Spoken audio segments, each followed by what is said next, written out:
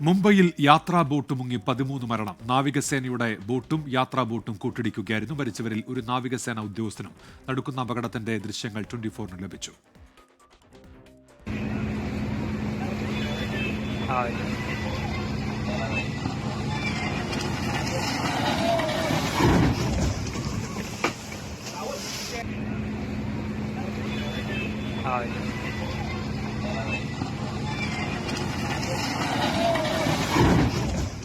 പതിമൂന്ന് പേരാണ് മരിച്ചത്. മുംബൈ ഗേറ്റ്വേ ഓഫ് ഇന്ത്യയിൽ നിന്ന് ശ്രീനാഥ് ചന്ദ്രൻ തയ്യാറാക്കിയ റിപ്പോർട്ടിലേക്കാണ് ഇനി.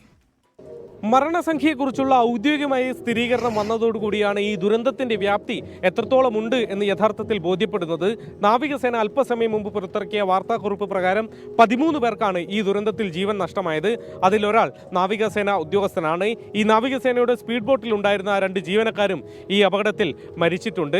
വൈകിട്ട് 4 മണിയോടെയാണ് ഈ അപകടം ഉണ്ടാവുന്നത്. ഞാനിപ്പോൾ നിൽക്കുന്ന ഗേറ്റ്വേ ഓഫ് ഇന്ത്യയിൽ നിന്ന് എലിഫന്റ കേവ്സിലേക്ക്, ടൂറിസ്റ്റ് കേന്ദ്രമായ എലിഫന്റ കേവ്സിലേക്ക് യാത്ര ചെയ്യുകയായിരുന്നു ഈ ബോട്ട്. ഏതാണ്ട് 100-ലധികം പേർ ഈ സമയം ബോട്ടിൽ ഉണ്ടായിരുന്നു എന്നതാണ് നമുക്ക് മനസ്സിലാക്കാൻ വേണ്ടി കഴിയുന്നത്. 4 മണിയോടെ നാവികസേനയുടെ ഒരു സ്പീഡ് ബോട്ട് അതിവേഗത്തിൽ വന്ന് ഈ ബോട്ടിലേക്ക് ഇടിച്ചു കയറുകയായിരുന്നു. എഞ്ചിൻ ട്രയൽ നടത്തുകയായിരുന്നു എന്നതാണ് നാവികസേന വാർത്താക്കുറിപ്പിൽ നൽകുന്ന വിവരം. അതിനിടെയാണ് ഇങ്ങനെയൊരു അപകടം ഉണ്ടാവുന്നതും. ഈ അപകടത്തിലേക്ക് നയിച്ച കാര്യങ്ങളെക്കുറിച്ചൊക്കെയുള്ള ഒരു അന്വേഷണം തുടർന്ന് ഉണ്ടാകും എന്നതാണ് നമ്മൾ പ്രതീക്ഷിക്കുന്നത്. ഏതായാലും അതുമായി ബന്ധപ്പെട്ട് വാർത്താക്കുറിപ്പിൽ ഒന്നും പറയുന്നുമില്ല.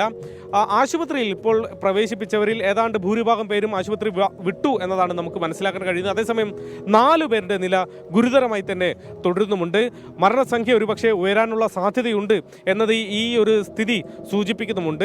എത്ര പേർ ഇനി ഈ അപകടത്തിൽ നിന്ന് എത്ര പേരെ കൂടി കണ്ടെത്താനുണ്ട് എന്ന കാര്യത്തിലൊക്കെ ഒരു അവ്യക്തത ഈ ഘട്ടത്തിൽ നിലനിൽക്കുന്നുണ്ട്. കാരണം മുതിർന്ന ആളുകൾക്കൊക്കെ തന്നെ ടിക്കറ്റ് ഉണ്ടാകും.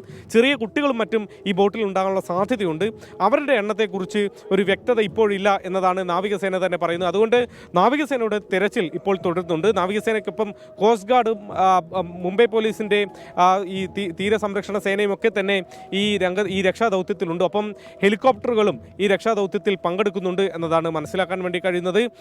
ഏതായാലും വലിയൊരു ദുരന്തം മുംബൈ ഈ വൈകിട്ട് ഉണ്ടാവുന്നു.